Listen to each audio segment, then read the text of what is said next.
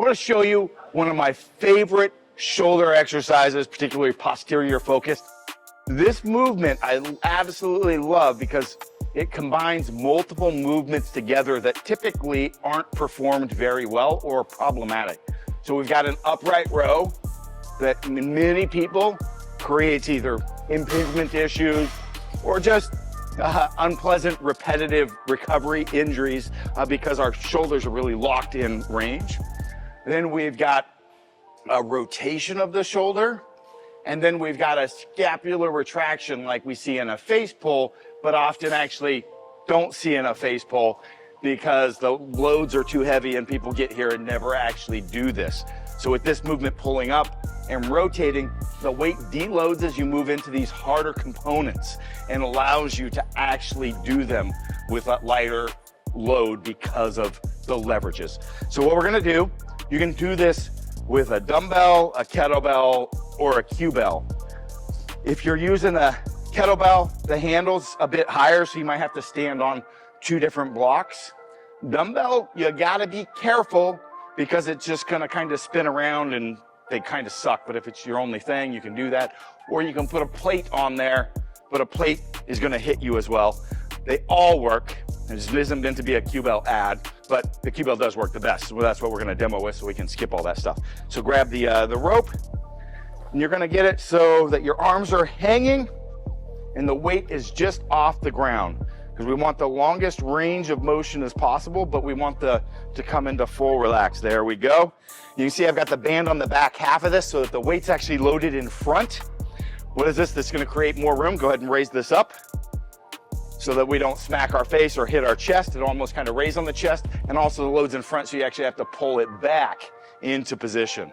So what we're gonna do is we're just gonna go up to a double bicep, and then the last little bit, only you can see if you know if you did it, unless you got a coach really watching you. You can see if that last bit, you can get that scapular retraction.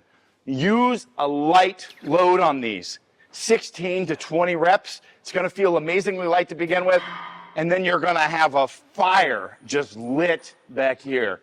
Take whatever you're gonna do and drop 30% off of it.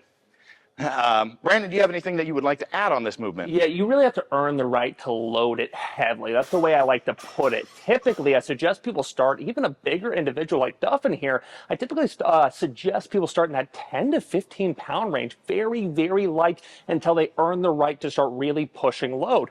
We also want to make sure that we're kind of leading this movement with our elbows. A lot of people end up turning it into some kind of bicep curl. We want to lead it with the elbows, almost take it in a segmented phase kind of repetition, where you get here, then externally rotate. And one of the last major notes is full range of motion. We have to over-exaggerate that, as so many times people will be working just within this top range here. They'll come down, and that is automatically going to keep tension on the biceps and change the movement. That's why I want people to go all the way down, and then, like you said, the leading, like an Olympic lift, like a snatch, you're going to lead through the elbows and then rotate. So this is just like a TRX style strap. You could use a toe strap.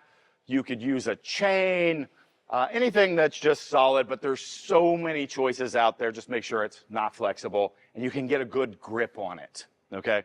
Those are the things. A rope, yep, lots of choices there. Also heard you can use a Kratos.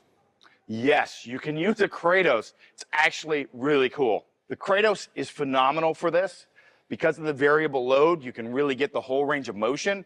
You can set it up so that you can actually contract against it without trying to overextend here. And you can also change the angle anywhere between straight upright to a face pull. If you want to demo some different ones here. Oops.